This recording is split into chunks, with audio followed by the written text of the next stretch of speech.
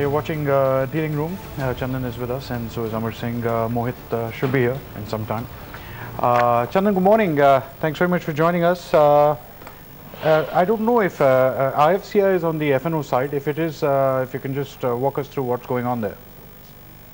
Yes, good morning, sir. IFCI is in FNO counter. There are 175 stocks in IFCI in that. We have seen the strong momentum on last trading session. Stock rallied by around 16%, added open interest by more than 10 to 12%. And after the long time, this stock is now adding attraction. So this momentum extend, which may take it to 30, 31 kind of level. And the positive news flow is also supporting the sentiment. So the stock was under the bear grip. It was just consolidating from last couple of trading session. Now it started to find multiple support, managed to hold the support of 21.5 and now surpass the multiple hurdle. So looking for 30, 31 kind of level in the counter. Right. And overall, Chandan, we seem to have broken at least one or two of the critical resistances on the index. I'll come to the Bank Nifty in a minute. My question to you is that do we have a clear trend, or now are we stuck in some kind of a channel? Maybe 8,080. Yeah, maybe 8,300, or if there is a broader channel, you may have seen that. Yes, market has taken some sort of stability and volatility index also fallen down below 16 levels. So some sort of stability might be there in the market, but it's very early to call it a fresh momentum or the fresh leg of rally. As per the option data, this is a consolidation phase of the market. Already we have seen the price correction. Now it would be the time of the time correction. As per the recent database, we have seen fresh put writing at 8,000, 8,100 strike, while call writing is intact at 8,300, 8,400 strike. So even after the market bounce back, intact call writing at 8,300, 8,400 would keep the upside limited in the market. So there will be the restricted upside in the market. 8,335 and 8,400 would be the true crucial hurdle for the market, while on the downside 8,150, that is the 200 DMA, would provide continued support on the market. Looking at the last trading session database, we have seen fresh put writing at 8,000, 81, 8,200, in fact 8,300 strike, which indicates that supports are shifting on higher side. But the problem is call writing is intact at 8,300 and 8,400 strike. So as of now, I am expecting the consolidation phase in the market, 8,150 to 8,335, 8,400 kind of zone. Amar Singh is also with us. Amar, good morning. Thanks for joining us. I wanted to start out with the Nifty itself and IFCI and your thoughts on the two charts.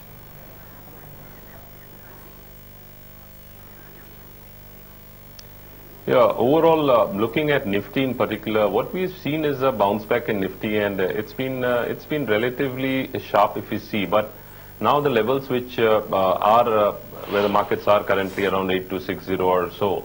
So there is going to be bound to be some selling pressure coming in the markets, and also ahead of the you can say we have the IIP, then we have the CPI, then we have the US Federal Reserve meet this week. So the markets are having a lot of key and relevant data that's going to hit the markets this week.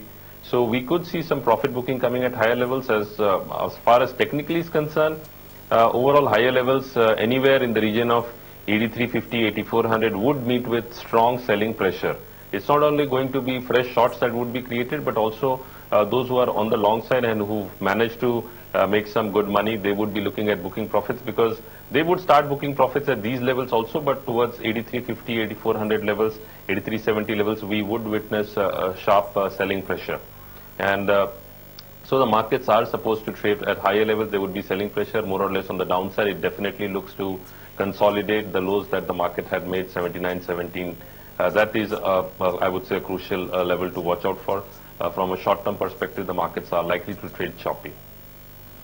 Our couple of stocks, if I may. One was TVS Electronics, Adi Finchem, and Deepak Nitrite, if you have happened to look at either of the three charts.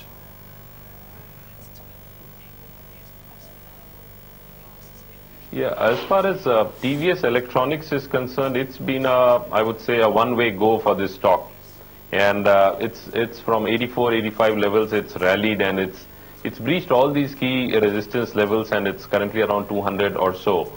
So it has, after a consolidation between 160 and almost 180, breached that level and currently around 200 levels. Yes, those who have been able to buy this stock and hold this stock, they've made a lot of money over the last couple of weeks. But entering at these levels, I would say one has to really be cautious. Yes, profit booking can be initiated by those who are long, because it was really good money. in the short term, almost more than doubling. So overall the trend definitely is positive, the way the markets have taken out, and it's also breached its multi-month, multi-year highs. So it seems that the upside is there, still there, but I would definitely advise caution because volatility has also increased over the last couple of days in this particular stock. Right. Chandan, if I may, I'm just wondering, markets are usually not very good at figuring out what's gone wrong. So I'm sure the German stock markets were going up before the Holocaust. So, it's not necessarily the markets can figure it out. But you're a veteran, and we don't have to figure it out because we have options. So should we just keep a put in place on the Nifty or the Bank Nifty, Chandan? Because here is a market that seems to be going further and further from economic reality. And there is always a chance of suddenly the crowd realizing that, oh, where are we, panicking, and boom. So we get the put exercised. That is a smart strategy to be in this kind of market. We have seen the strong volatility in the last series. Volatility index jumped to 21%, now back to 16 levels. And once it goes near to 14.5, 15, again volatility may spike to 17.5, 18 kind of level. So once the volatility rises, there will be the risk for the market. Already it has rallied by around 350, 400 points from the lower levels, witness a strong recovery, and now the immediate hurdle comes near to 83.35 kind of zone. So once it comes near to hurdle zone, market may again witness some sort of profit booking. So I think even if the consolidation phase remain in the market, traders are suggested to be with the hedging activities. So looking at that, one can be with 8200 put, or those who are looking for the less premium can also go for the bear put spread by buying 8200 put and selling 7900 put. And I think the premium of 70-80 points might keep the market hedging of 300 points on the downside. Very interesting phenomenon that was playing out in the last trading session was that we had a lot of these smaller IT companies doing pretty well. Datamatics started that, but now we have Trigen, Allied Digital, Megasoft, RS Software. I'll just take a look at some of the charts and see if there's something there. But before that, Chandan, I want to put up the Bank Nifty if I can. Can we just put up the Bank Nifty? And 18,600 was the level the Bank Nifty should have broken. I don't know. Yeah, so we broke it pretty well. Chandan, actually the Bank Nifty seems to have gone above some very critical resistance levels. That's a good sign. Do you see now it accelerating its rise, or basically kind of, again testing, a few supports? See, Bank Nifty has been consolidating between 18,150 to 18,700 kind of levels. However, on the RBI day, it broken the support, but on the closing basis, it managed to hold 18,150 kind of zone. So overall, the Bank Nifty has been consolidating between 18,150 to 18,700 zone. And on last trading session, it has surpassed that level and slightly closed near to that level. So today, if it starts trading above 18,700, then a short covering spike cannot be ruled out, which may take it to 19,000 kind of level. So today it is very important for the Bank Nifty to hold above 18,700, and if that manages, then I think the Bank Nifty as well as the most of the heavyweights banking counter might attack the buying interest in the market. Mohit, Deepak, high-tech gears, Phoenix Mills and Gufic Biosciences or Gufic Biosciences.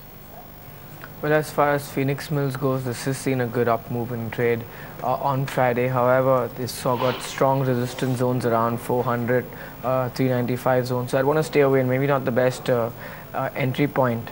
As far as high-tech gear goes, this has also seen a good up move from a nice base formation of 300. Perhaps we can head higher towards levels of 340, 345 next. So one can go long with a stop loss around levels of 320 for targets of 340. Amar, if you've had a chance to look at Coromandel International, it used to be a very strong chart. Again, we seem to have gotten the momentum in the last few trading sessions. And while we're looking at that, a stock called Intellect Design, if you have happened to look at that one.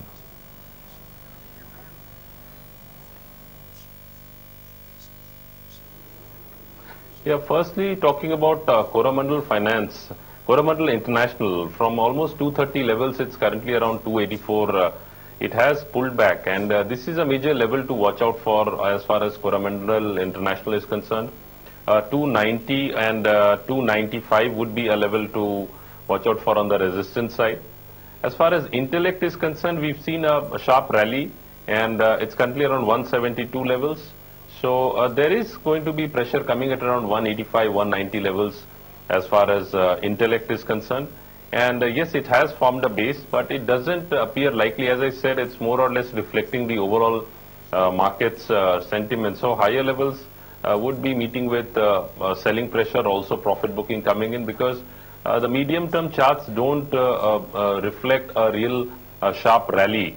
So what it would mean is that we would see profit booking coming at higher levels, and as far as Intellect is concerned, 185, 190, that could be a level to book profits. Short-term trend definitely is positive for Intellect, no doubt about it. It has consolidated and it has taken out. On the downside, yes, around 150, 160 is a 150 to 155 is a short-term support level, but on the upside I see around, and 185, 190 would be a strong resistance level. So still there is a 7 to 8% upside in the stock. Right. Chandan, we were talking about the Bank Nifty, but when I look at the components of the Bank Nifty, the charts look very weak, including HDFC Bank. It's actually been an underperformer. ICICI Bank, Axis Bank. Actually, I'm a little surprised why institutional investors don't find it shocking that there is raid after raid, employees get arrested. So if people will say, no, the employees were doing, the bank didn't know. Well, if the bank doesn't know, then they don't have any controls. If they don't have any controls, then why should I be in that bank? So I'm absolutely baffled as to what's going on. If the government is carrying out raids and arresting people of one bank or the other for doing wrongdoing during demonetization, how is that stock holding up? It just can't. You can't say employees did it. Where were your controls? So basically you don't have any risk management. So tomorrow if the bank closes down, you'll say, oh, maybe some employee did it. How do I know how it happened? Come on. I mean, so anyway, that's a fundamental discussion. I'll get into that in just a moment. But Chandan, if you can just tell me what's happening in Axis Bank, HDFC and ICICI, and how can the index hold up itself if these stocks are having a problem? That's true, and Axis Bank has been underperforming the broader market from last 4 series. It is continuously making lower top, lower bottom formation. It started its decline from 640 and now holding near to 460 kind of level. So weakness is already there in the stock, and I think if it manages to hold below 450, then this slide can even take it to 430, 420 kind of zone. So Axis Bank is having the weakest structure in the entire banking space. Now talking about SDFC Bank, that is also finding sustained selling pressure. However, it managed to hold the multiple support of 1170, 1165 zone, but requires to hold about 1210 to witness some sort of buying interest. ICICI Bank has managed to hold, and I think this is the strongest counter among all 3 stocks which we have discussed in ICICI Bank, SDFC and Axis Bank. I think ICICI Bank has potential to outperform. Recently, it has witnessed profit booking, managed to hold the support near 251. We have seen put writing at 250 strike. So here I am looking target towards 275, 278 level. So weakest structure is Axis Bank. SDFC might consolidate, but ICICI Bank is having the potential to outperform the market. And I think that SBI and ICICI Bank are 2 counter which might lead the rally. And if these manages to hold, then only Bank Nifty may climb high. But the weakness of Axis Bank may continue to keep the upside limited in the banking index. All right, Chandan, just hold that thought. I've got a couple more mid-cap stocks to discuss with Mohit, but we'll take that small commercial break. Come back in a moment.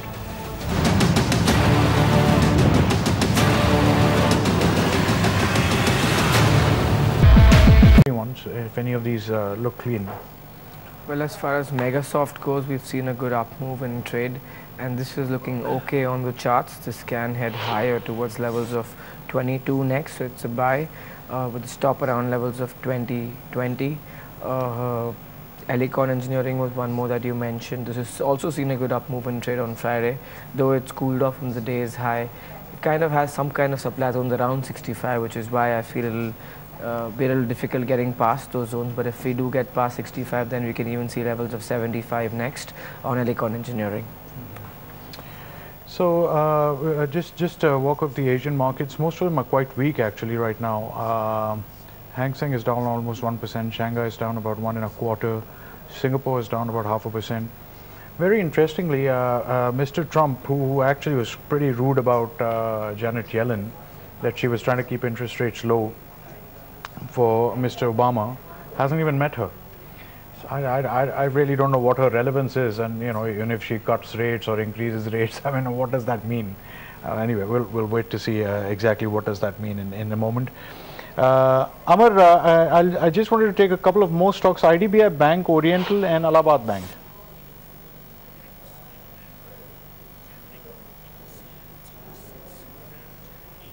Yeah, looking at IDBI Bank, IDBI Bank is basically, you can see that it's consolidating. It's not going anywhere.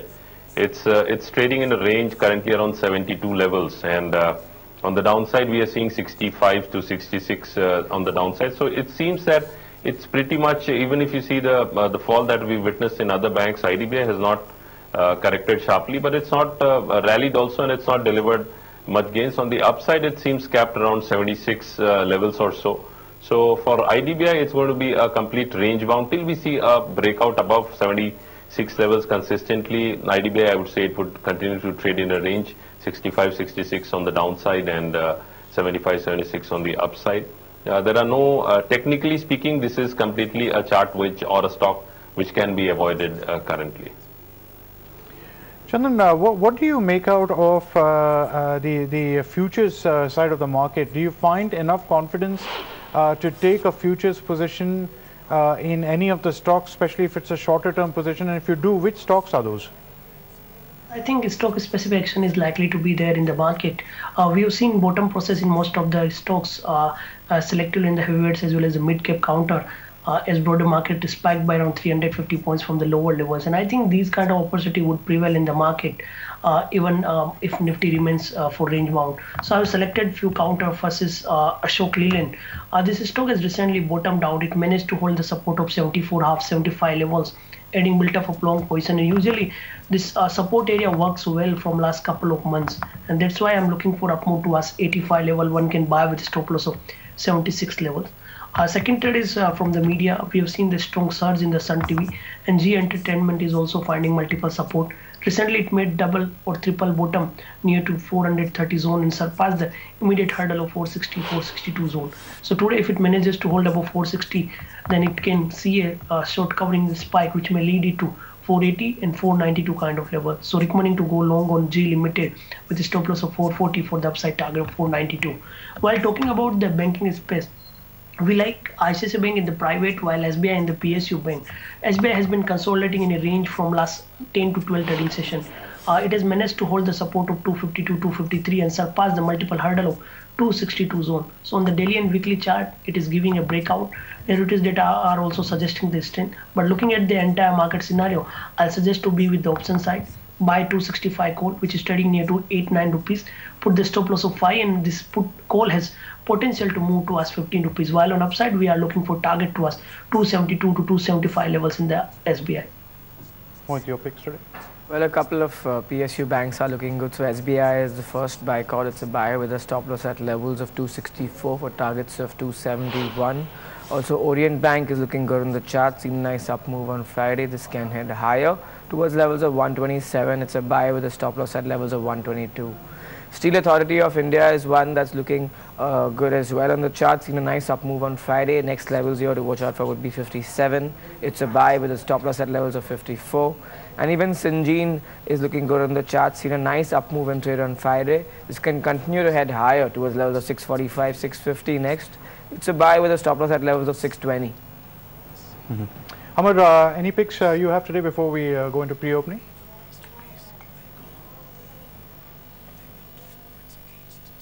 Yeah, as far as the first pick is Vedanta, it's the metal stocks are still, we are seeing a positive upside. So Vedanta can be a buy in the range of 243 to 245 with a stop loss of 239 and a target of 255. The second is Engineers India Limited. So that again is a buy in the range of 305 to 306 with a stop loss of 301 and a target of 314. And the next is the technology stock NIIT Technologies. That again is showing positive movement, so it can be bought around 435 to 437 levels with a stop loss of 430 and a target of 449. And the next is again a metal stock, that is SAIL Steel Authority. It can be bought around 54.50 with a stop loss of 52.40 and a target of 59. And the last stock is Reliance Capital. That can be again a buy. That can be bought around 440 to 442 with a stop loss of 433 and a target of 457. Remember that these are only trading calls, because higher levels will definitely witness again profit booking in the markets. Right. So just before the markets open, there seems to be, whenever there's a wave where all the stocks are going up, which is happening to mid-cap IT, then you may have a big rally in the place, but no indication as yet. Hexaware and NIIT first source. I mentioned number of stocks. Is that possible, Mohit? That because usually if you have such a move in every stock, then these things do tend to continue. Well, the thing with IT is that a lot of them have bottomed out. They've seen really long base formation. So NIIT has been trading around levels of 400 zones for like a few months now, and this has formed a good base. And we're seeing a little bit of an up move. If we do get past levels of 445 on the upside, then even we can see levels of 475 next. So NIIT looking good in the charts. As far as Hexaware goes, this also can head higher towards levels of 216 next. Let's look at the opening quotes that we have.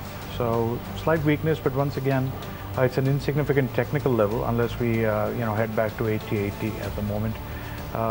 Let's look at HDFC Bank and ICICI Bank and Axis. I'm really baffled. At one side the government's raiding a bank, and on the other its own insurance companies invested in the stock. It can't happen. So somewhere these things have to adjust. I don't know if Axis Bank is actually going to adjust 10%, but something has to adjust. You can't on one hand you say this is wrong, on the other you put the money. Just can't work that way. Anyway, so let's bring up now IOC, BPCL and HPCL. We'll just look at the broader spectrum first, and then Maruti, your Hero Honda, no, it's not Hero Honda, Hero Motor Corp, sorry, Bajaj Auto, TVS, Tata, and the Tata Group was very interesting. Let's put up all the Tata Groups if we can, Smita. Let's start out with Tata Steel, Tata Motors. They tried to go to the Delhi High Court and get an injunction saying that anything we say, anything including me or anybody else in the press or anywhere, should not be allowed. Of course, the Delhi High Court said, I mean, what are you saying? You're saying nobody can say anything about the Tata Group? No. But just imagine, what are they worried about? They're a public company. They don't want anybody to say anything. I mean, to me, I find it really the bottom of corporate governance. If you want to gag everybody, they're making comments. That's it. You don't like it, you justify it. But so I don't know what happens to the Tata Group, because certainly this is not something that you want, a Starbucks or a Apollo or somebody else doing stuff like this. So we'll see. Can we also bring up this, this Tata Global Beverages, Tata Coffee? Now, interestingly, world cocoa prices have kind of collapsed. I'm just wondering if coffee prices also, but I'll check for you. I don't know right now. So I'll check for you what is happening on Tata Coffee. We'll look at the entire group. Beyond that, Bank Nifty, do we get a pre-open code on Bank Nifty? Okay. So it'll be interesting. But the fact that the market's holding up right now, that's a good sign. And let's look at Wipro, Infosys, and this Tech Mahindra. Though the rally really is in the smaller ones, but that's where it is. So you'll say fundamentally these companies are better. These are trading rallies. The trading rallies doesn't have anything to do with what fundamentally is looking better. Now Nifty itself, if it can hold up and go higher from here, that means the strength remains intact. That's a great sign. What do you make out of most? If we continue with this trend and start to cross 83, 83.50, and then it opens up a lot more of the market from that point. Well, what I like is that we've seen a nice up move in the Bank Nifty on Friday, and that's played kind of catch up. It was up nearly 1% when the Nifty was more or less flat.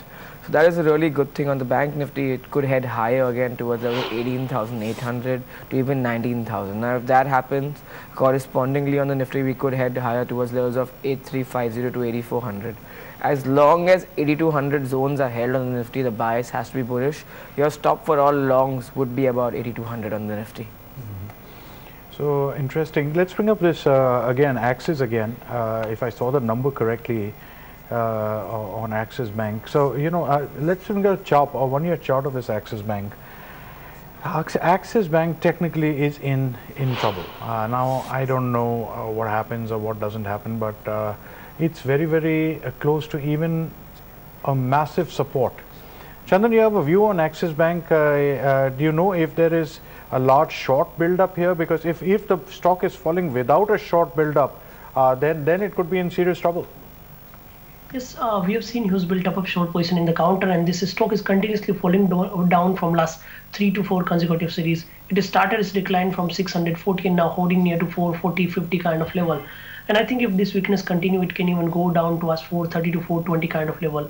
Now, if it manages to hold above previous support of 465, then only the immediate weakness might get some stability. So till it remains below 465, the weak structure might continue towards 430 to 420 kind of zone. Right. So very interesting on Axis Bank. Okay, let's look at this candlestick also, and let's look at the candlestick of HDFC Bank. So, you know, essentially when you see the, so HDFC, just see what happened in the beginning of the month. That to me shows there was continuous institutional selling. You can't have so many red candles. That means it closes at a point, the next day it opens at that low point, falls further, falls further. Now you see that stability, that may only be because maybe some institutional selling came to a hold. Amar, what do you make out of these charts? I put up the HDFC chart, and the first 15 days is almost continuously downward candles. And then I put up Axis Bank. What are your thoughts here? Because, you know, sometimes I've seen investors or traders, they almost hold these stocks there as if they're not stocks but gold coins or silver coins.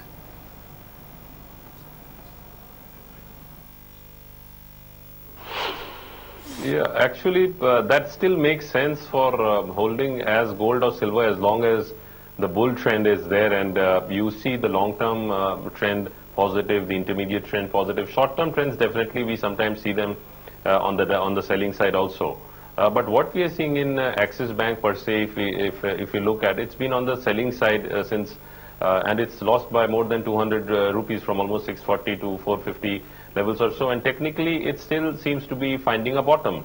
Looking at HDFC Bank again around 1198, 1200 levels. So it has a support somewhere around 1160, 1150. That's a level to watch out for. Looking at the long-term trends, I'm talking about quarterly trends or monthly trends for that matter. They still are overall strong for HDFC, but what we need to understand is that the markets are also in overbought zone from a long-term perspective. So somewhere or the other we have to have a selling coming into the market because that is healthy also, and that could be a buying opportunity from a medium-term to long-term perspective. So HDFC on a short-term perspective, yes, again it is seeing some selling pressure, but till the time 1150, 1140 holds on the downside, because what we are seeing is on the monthly and long-term charts, it's on overbought, but on weekly charts, it's almost oversold. So that's the reason we are seeing this pullback in the markets. And as far as the daily charts are concerned, we have seen some positive upside, but again, as I said, it would all reflect on Bank Nifty as well, because it would meet with selling pressure somewhere around 18,850, 18,950. That would be a level to witness selling pressure in the Bank Nifty as well. So that could have some impact on the banking stocks as well. With a couple of other stocks like Stride Shasun and I think Tanla we had discussed, but Stride Shasun was one I had noticed, in Polaris Consulting. I don't know if you had a chance to look at these two, and maybe your views on IFCI also. Right, so as far as Stride Shasun goes, this has seen a good up move in trade on Friday. Next level to watch out for would be perhaps 1130, 1140 on this. There is some kind of resistance around 1150, so there's perhaps 15-20 bucks on the upside. Polaris Software, this is one that's come back in trade pretty strongly on heavy volumes, but broadly the trend is still negative. As long as we trade below levels of 165, 170, I'd want to avoid this counter because it's broadly not looking good on the charts. IFCI lastly has seen a really big up move in trade on back of fundamental news flow on Friday. This could perhaps continue to head higher towards levels of 29 next, so one can go long here, have a stop around levels of 26.75 for targets of 28.50 to 29. Sandeep Shenoy is also with us. Good morning, Sandeep. You know, sometimes markets, when and I think we do it with our regular lives also, when we are not really sure of what's going on, we assume whatever is going on is fine. What is happening in the markets? Because it's not just our markets. Trump makes all kinds of statements, but the US market goes up. We're not sure what is happening on the economy, and I thought the entire market rally was prefixed on the fact that earnings were going to be so high, and now the market says, no, that's not what I was looking at, maybe it was something else.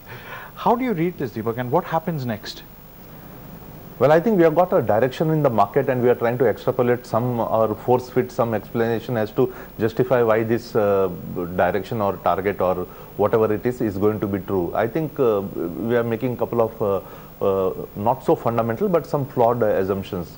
I think, as you rightly mentioned, we all based our premise on earning growth, and I think as the year progressed, we are almost now into the third quarter, the earning growth is not going to be as high or as buoyant as it was assumed to be at the beginning of the year. So that goes, that checks one box for things not going right our way. Secondly, I think we were again having a assumption that the overseas capital flow towards our market because of multiple other reasons, low yield elsewhere, negative yield, or maybe attractiveness of our market, or maybe our market being one of the few economies showing growth, we would have still pulled a huge amount of capital towards our market. I think that also checkbox is now going off. So we may be seeing a pause on capital flows towards India. And when both of these happen at the same time, Ashu, I think we are going to see some kind of a volatility with a distinct downward bias, and that's what we have witnessed over the last few weeks. I guess these factors are still going to remain an overwhelming part of our economy, our markets for at least few more months, and that's where we are getting scared, because we may show some kind of bounces, but markets are going to be sell on all bounce back for quite some time to come before one of these factors really realign and become positive for us. Sandeep, I'm relying on some narrative, but during the weekend I was at a big mall, and yeah, there were people walking around on the corridors and eating in the food court, but the shops were actually completely empty, completely. And I spoke to one or two dealers outside Bombay, and we're not talking about 10-20% reduction in sales. The motorcycle guys have actually gone from, let's say, 1,000 to selling 200.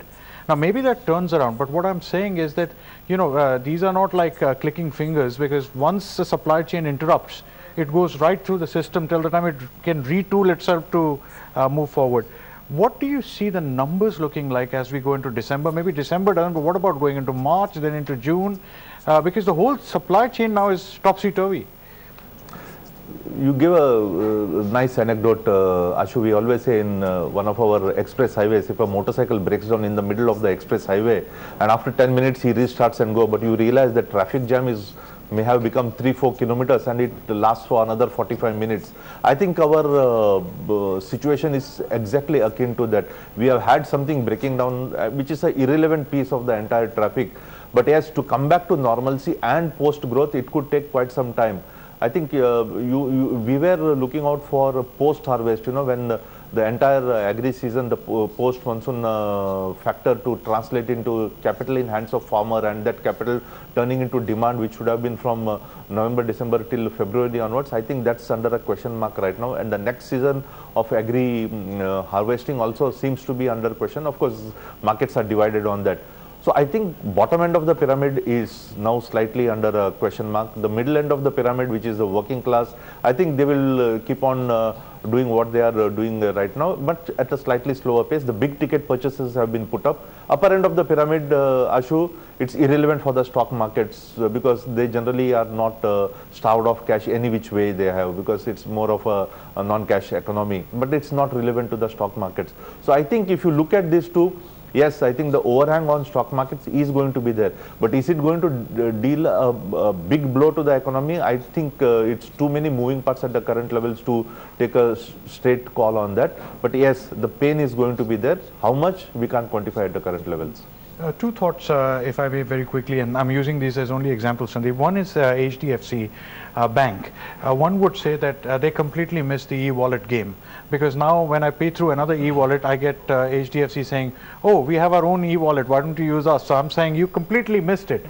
Two, we've seen, as in the case of Axis Bank, or it could be any other bank for that matter, you know, what about risk controls? You know, if you go around catching employees at a particular branch, you can't just say it's employees. Finally, what about your risk control? Tomorrow something else happens, you say it's employees, but the shareholders got to be blown out of the water if that something like that happens. What happens to companies like this? Because the general assumption was, oh, they're totally safe, they're the best managed in the world, nothing happens. Well, I think I met a old school PSU manager who is retired, obviously. He said, you know, these private sector banks are nothing but old PSU banks in AC and glass facade building. You know, that was more of a sarcastic joke. But I think the episode what you mentioned, Ashu, brings back to, brings us niggling doubt to our mind that all this time we were under the impression that these people have got phenomenally tight risk management or risk control system, and that's what separates them, because it's not a brand or anything else. It's just the risk management system, both on the asset and the liability side, which separates them. And I think that, especially in some cases, seems to have got developed or displaying some cracks. As regards wallet, I don't think it's going to make much of a difference, because ultimately anything which is a technological or a transient phenomena, something or the other which always comes and levels the game. UPI may come and level the entire field for others. Again, the advantage may shift to PSU banks there. So I'm not so much worried about that. But yes, I think the deposits what we put, and somewhere when the chips start falling, Ashu, we have to be always remembering one thing, that more than 2 lakh rupees of our deposits are not insured. So that's a worrisome part. We have had a track record of private sector banks going bust, but for some strange reason, or maybe luckily, no public sector bank has ever gone bust in India post-independence. So I think that's a point to be considered. Valid point. So we'll check out exactly how the market's taking it. Sometimes markets only turn when there's institutional buying or selling, so we'll see that. Anyway, Bank Nifty has gone below that 18,600 level. Initial quotes, we'll see if that's where it holds or stays above that. Nifty itself down about 0.5%. This time on cue with the SGX Nifty. Let's start with the banks today. Axis Bank, HDFC Bank, State Bank of India, ICICI Bank, and we'll see what's going on. HDFC was looking weak. It's continued to look weak. This stock is not only technically weak, but there are questions about its risk management now. And SBI is looking very strong. It continues, and then I think Amar mentioned in the morning, even ICICI generally looks stronger compared to some of the other stocks. Let's go into Reliance and see if that's been able to hold up, after which we'll take a look at IOC, BPCL, HPCL. And whatever the automobiles things are, see, you'll say, well, if the sales have fallen, why hasn't the stock? Because sometimes the institutional investors have to bite the bullet. So they may not be biting the bullet as yet. When they do, you will see the adjustment come through. Can we just bring up HPCL? This Maruti and Hero Moto and Bajaj Auto, TVS, and also Tata Motors. Let's also bring up SML Isuzu if we can, because Aicher, because all of them, it really doesn't matter. And we'll have to see. And I'll also get into in a minute about the impact on jobs. Because if you have 15 guys standing in a store and no customer, you can't keep him there all the time, right? At some point you'll cut him. But when you cut him, then what happens to demand? So there are so many related questions to this that we'll come back to. Let's look at Wipro, TCS and Infosys for a moment. Otherwise weak stocks, but anyway. Interestingly, PC Jeweler is up around 5% today, but I'll come to the chart. Remember what's happening with jewelry companies. United Breweries, that's up around 3%. We'll look at the chart for you on all of these.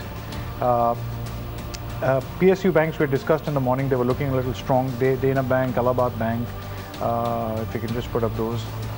Even IDBI Bank was looking all right, and so that's continued right now. Some of the smaller stocks. We had an entire run coming in on these tech IT companies. Sheela Foam is a very interesting stock. So investors given it 40% more, and I'm just wondering, not a single penny of that IPO you did is actually going to go into Sheela Foam. It all went to the promoters.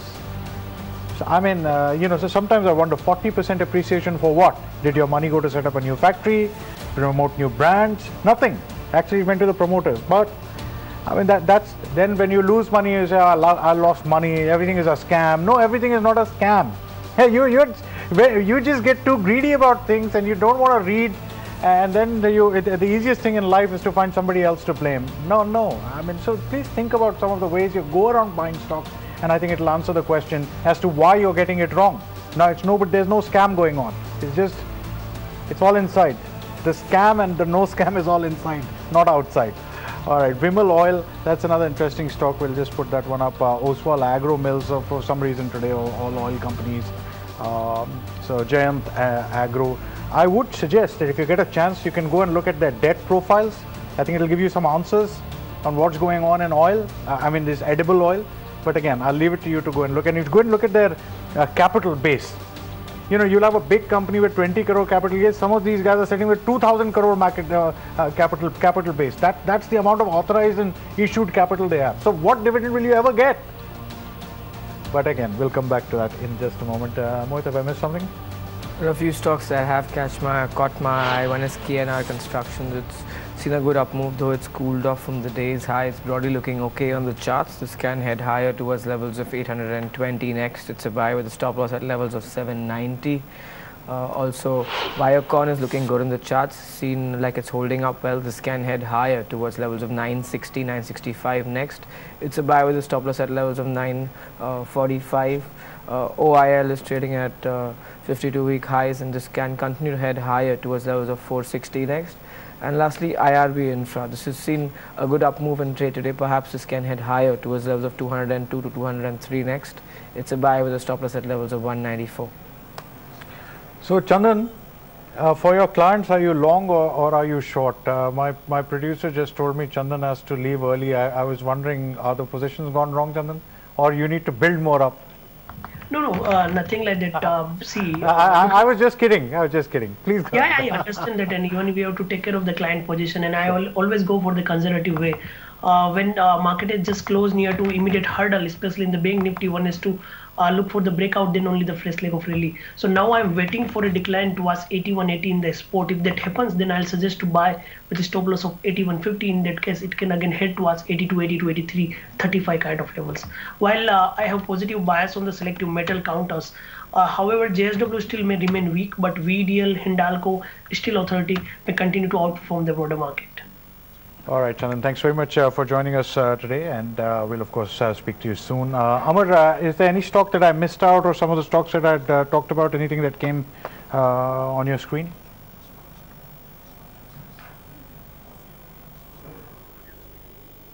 No, I would say that NIIT Technologies is something I had spoken earlier also, so that can definitely be looked as a buying opportunity.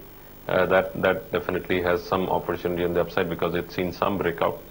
And metal stocks, yes, again Vedanta and SAIL. As I said, and I repeat that we've seen some selling pressure in the markets, be it Nifty or Bank Nifty. So what it effectively means is that higher levels we will witness selling pressure, and also given the events that are to unfold this week, starting from today onwards, that could also have some sobering effect on the markets, and higher levels we would witness profit booking. So I would suggest that one should trade from a trading perspective, short-term perspective, till we see some clarity. If Nifty continues to hold above, sustain above 8350, 8370, 80, then we could say that yes, now some upside is possible. Otherwise, again, we'll see higher level selling pressure. So I want to bring up Sheila Foam again. You know, one of the things I also suggest to you that, now finally it's starting to adjust. But I want to just tell you, I was reading one of the mutual funds bought some 10 lakh shares. Now, you know, one of the things we do when we put money in the mutual fund, we're just completely blind. Well, why should I give money to a fund manager who goes around buying an IPO where not a single penny is going into the company, but this money is going to go to the promoter? So actually, you know, then when you have losses, well, there is nobody to blame. Because you're getting into stuff which you don't want to think about. You think this is something like, you know, some magic going on or some lottery. It isn't. So if you're not careful, there is only one point. So if you take responsibility, you'll get it right. You know, this is the problem. You get IPOs like this where money is going to the promoter. Neither should an institutional investor, or you should think, what is the company gaining? Nothing. So if you any thoughts, because you know I can understand price discovery, I can understand that you've taken 100 million to put back into the company or a brand or whatever, but when promoters come to actually take that money from the guy who has 10,000 rupees, my question is, if you don't have confidence, why should he? And if your stock is so good, why don't you give it to some private equity guy? I have actually no answer to that, Ashu, so I guess okay. You're summing it up nicely. Okay, all right. So anyway, we'll come back to a couple of other stocks, but anyway, you know, whenever this is, it's not this company, but you know, IPOs should be done because the opportunity is so great, not to pay back debt and not to pay back promoters. That's my only suggestion to you. It doesn't matter which stock it is, or you will get it wrong for sure. All right, let's take a look at some of these stocks that were moving, I wanted to just bring up some of the metal stocks. Can we bring Hindalco and Nalco? Nalco has been one of the strongest. And we'll also take a look at Vedanta, Crane. See, sometimes we say metal stocks, but Vedanta is correlated to Crane. Crane is correlated to Hindustan Zinc. So, you know, when the promoter group is same, I won't get too much into, you know, what is happening on the metal sector. But Sandeep, what are your thoughts? Because yes, I know zinc is appreciated, but zinc is also, if I may, an oligopolistic thing. So either Glencore or Vedanta somebody has, and we know how LME prices are set by all kinds of warehouse stuff. But in aluminum, what's going on? I mean, it's just 18% rise in price, and aluminum capacity around the world, including the Middle East, is massive. Why are stocks like Nalco and Hindalco appreciating like this? Well, I think the markets right now are more or less expecting, or on one side of the trade, thinking that a mega run in commodity prices, which were akin to what happened in 2003 to 2006, is going to be happening. And I don't know whether we are at the early stages of that, or we are just seeing some trading pops which could fizzle out in the next few weeks. But I think what's happening in crude, what's happening in some of the coking coal or some of the steel categories is lending some credence to that contention that we could be seeing a smart upsurge or a sustained upsurge lasting for a few quarters in some of the commodities. I don't belong to that camp. I'm a bit skeptic, but yes, I think the market performance of some of the stocks convey that huge amount of deep ticket or big ticket buyers are falling in that category. All right, a couple more interesting stocks. I'll just come to you in a moment, Sandeep, on those. But offshore companies, Aban Offshore, GOL Offshore, just purely technically, if we can take a look at these. Dolphin, I think, was also there. Well, as far as Aban Offshore goes, we're seeing a good up move in trade today. This is kind of had a strong base formation around 200, 225 zones. We're breaking out above. I think the next resistance levels are about 270, 275 on the upside, maybe even 280. So you got maybe 15, 20 bucks on the upside on Aban Offshore. As far as Dolphin Offshore goes, this also has seen a nice up move. It's got a better chart than Aban. We're just about breaking above levels of 130, which is close by. If that does happen, then we can see levels of even 165 next. Right. I want to bring up a stock called Rolta. Can you just bring up this Rolta Limited? Now, as latest as June, they had defaulted on their bond commitments, and Rolta had a cash balance. I'm just trying to see how much their default was, but essentially that stock was on a default. But once again, I mean, defaults don't matter. I showed you that Sanghavi forgings a few days ago. Rating D. How do we make out this, Sandeep? Because sometimes it looks like even the most basic things that are publicly available are not looked at. I mean, just 4 months ago, Rolta is saying I can't pay my debt, and the stock's up 11%. How do we correlate some of this stuff? Well, Ashu, I think we have to just go by the old adage, a fool and his money are parted soon. And I think some of the investors who just follow the trend and try to say that, let me not follow the fundamentals, let me just follow the trend, because price, they say Bhav Bhagwan, price is the ultimate justification of a stock being existing on the bourses. And if price is on an uptrend, why should I bother about fundamentals? I think there are two schools of thought, two types of investors, two types of traders. You can choose whichever, either you are a trend follower, you can choose whichever school you are in. But Ashu, what matters is whether you are going to be a sustained capital generator or a wealth maker, or you just give it back to the markets. I think ultimately that's what matters. And quite a few of the time in stock markets, we have to agree on one aspect, that majority of the people don't make money. It's only a select minority which makes money on a consistent basis, and we have to some way or the other ensure that we are in that select minority. The rest, the entire game is open for all. Right.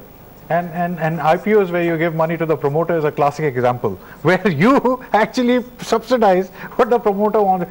I mean, there's a world available. They can go and find anybody. In fact, Rolta's charts also are not looking that great. But as we talked about, all your Megasoft, Trigen, everything was up. So maybe that's the reason. But you've seen a Rolta chart.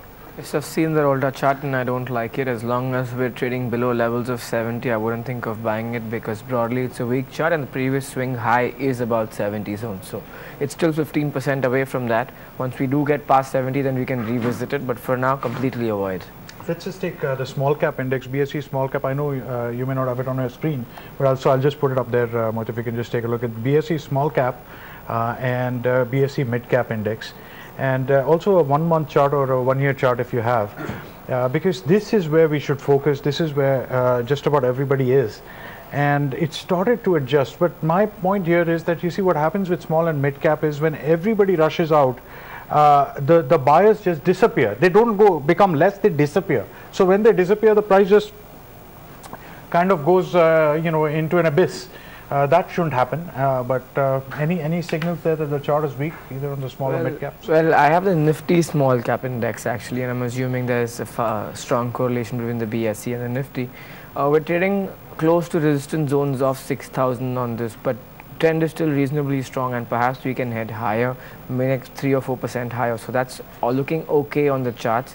As far as the Nifty mid cap index goes, this also is looking similar to the small cap, though the small cap was looking slightly stronger. It's cooling off today in trade, and perhaps you could see higher levels of maybe 3.5% more on the Nifty mid cap. But broadly, the trend is very similar to the Nifty index.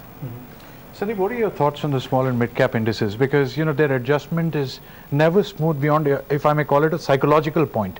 Till the time people think it's not going down, but when everybody tries to go back, and especially now since many of these small and mid caps are held by PMS, I mean, if that pressure comes, or do you think that pressure will even come? And if it does, I was just going back to 2013, some of these stocks were actually 1/10th, 1/5th, 1/20th of today's price. Well, I think, Ashu, you are trying to dwell on 2 points. One is if the stock's fundamental deteriorate, whether anybody would be able to exit. Of course not, because it's going to be extremely illiquid, and you may hit some 5, 6 or maybe more lower circuits even trying to exit a few quantity. And I think that's the risk you run on holding or investing into any of the small and mid cap stories, period.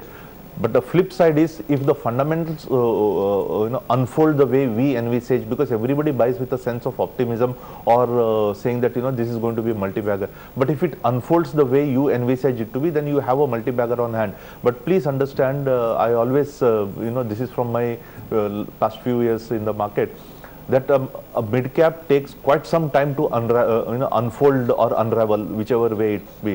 Unravel on the downside, unfold on the upside. The waiting period could be quite long, and if you are that time having some extraneous pressure of pulling the capital out from a stock, then I think it's going to really cast a, it's going to give you a body blow. So investors, unless you have patient capital, you should never try to venture into mid caps, because your patience of the capital may run out and the story may unfold much after that. So in that way, you may miss out the entire game. Right. Thanks very much, Sandeep, for taking the time to join us. Always a pleasure. Amar, thanks very much for being with us today. This edition of Dealing Room has to be wrapped up. Market Guru will be coming up next, and Anil Ahuja is our Market Guru today.